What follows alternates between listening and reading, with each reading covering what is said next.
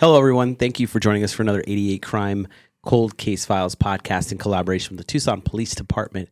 As always, anyone with information is urged to contact 88 Crime. Tipsters remain anonymous. You can call 520-882-7463, or you can download the mobile app, the P3 Tips app. It's free to download. Data charges may apply. Or you can always visit www.88crime.org. Today, I'm joined with the Tucson Police Department detectives Steve Acevedo and David Miller. Thank you for being here again today to cover this case. Today, we're covering a case from 1991. Yes.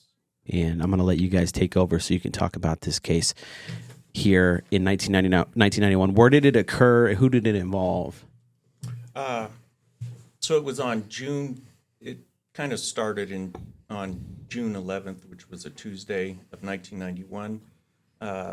Jimmy Hendrickson, real name James Hendrickson, but everybody referred to him as Jimmy. He was 12 years old at the time, and his family had gone, portions of his family had gone out of town kind of on a last-minute trip.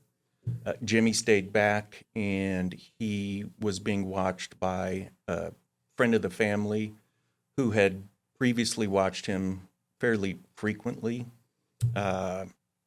So it was during that time period that Jimmy disappeared.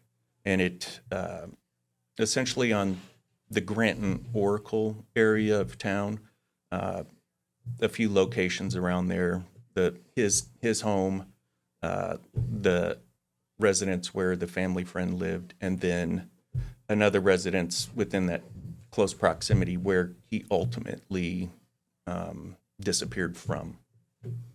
Hey, Shay, can you pull up that map I sent you?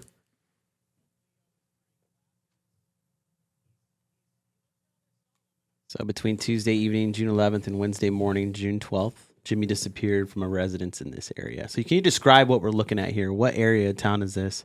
So on the right side of the screen, which would be east, is Oracle Road. That's the major roadway there. And then at the bottom, which would be to the south, the major road there is Grant. So on that image to the left side, which would be the west side, about midway through, is the residential neighborhood where the residence was that Jimmy disappeared from. We didn't want to put the exact location of any of the addresses in this, Right. Just to preserve the integrity of the investigation up to this point. What stands out about this case? Here we are in 2025, this case from 1991. What stands out at this time for the case? It's it's unique in that Jimmy went missing and has not been heard from since. And then at the same time, some leads have come in and early on with respect to 1990, 1992, 91, 92, 93. There was a lot of information in terms of attention to the disappearance of Jimmy Hendrickson. But to this day, little to no information has come about, and that stands out in addition to the notice within the police department as a long-term missing person. Jimmy's name and information has been submitted to the National Center for Missing and Endangered Children, as well as the NamUs program. This is an investigation that I do think people close to the family may have information, and for whatever reason were maybe not as forthcoming or even participated in notifying the police in 1991. So this is an appeal to those individuals that may know some information to come forward and provide us with information as to maybe where Jimmy's whereabouts may be. Was Jimmy attending a local school at that time? It was during the summertime, and I don't remember if it was documented in the initial case, but it would have been somewhere within that area. Mm-hmm. And before we move on, I wanted to correct Steve, because last time he made fun of me because I couldn't remember an acronym for something, and it's National Center for Missing and Exploited Children. My apologies. There we go. Got it corrected. Thanks, Dave. Good job, Steve. Hey, Shay, can you pull up the the photo I sent you of Jimmy. Okay, so here we go. So here's a photo of Jimmy around the time of his disappearance, approximately 12 years old. And then you got another photo here on the right. What is this that we're looking at? That's an age progression image that the National Center for Missing and Exploited Children produced. They're a great organization. If people haven't heard of them before, they can check out their website, which we may be able to put up at some point.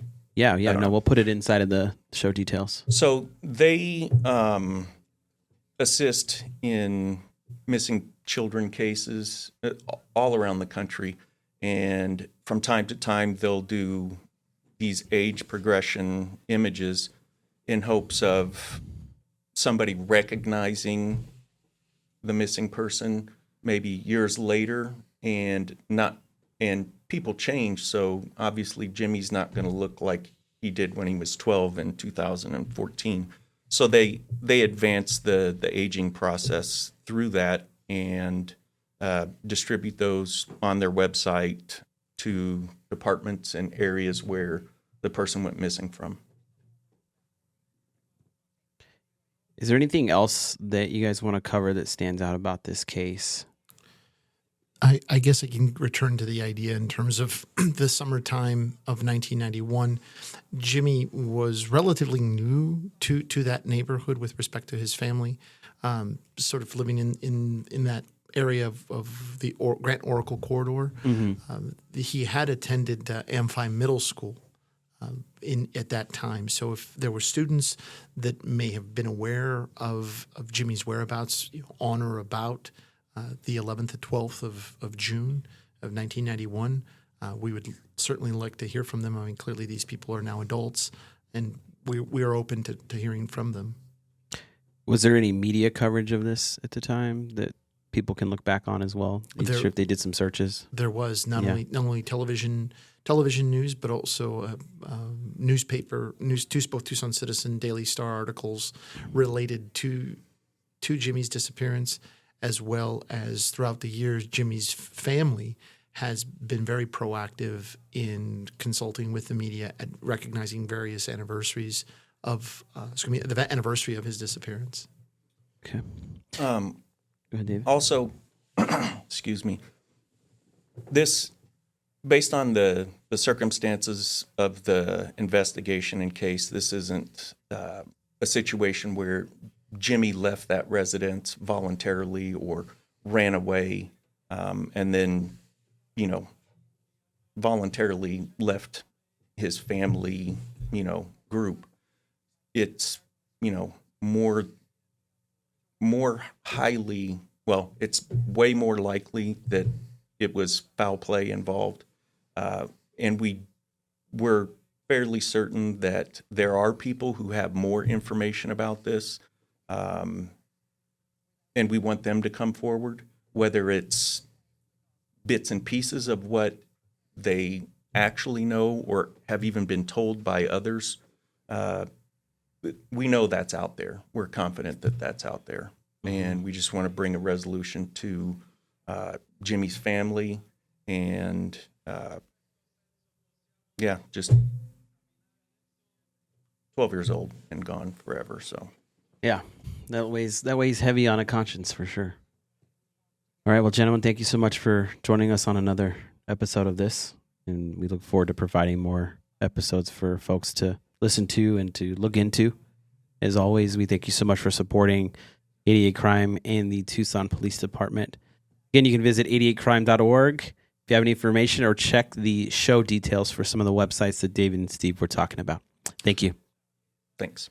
Discover the power of 88 Crime, where your anonymous tips are rewarded with cash. When you call in anonymously with a tip, you are given a code. With the code and a password, you can walk into a bank and redeem your reward anonymously. If your anonymous tip results in a felony arrest, you can claim up to $2,500 cash reward. Let's stop the silence on crime and strive for a safer community. For more information, please visit 88crime.org or call 88crime.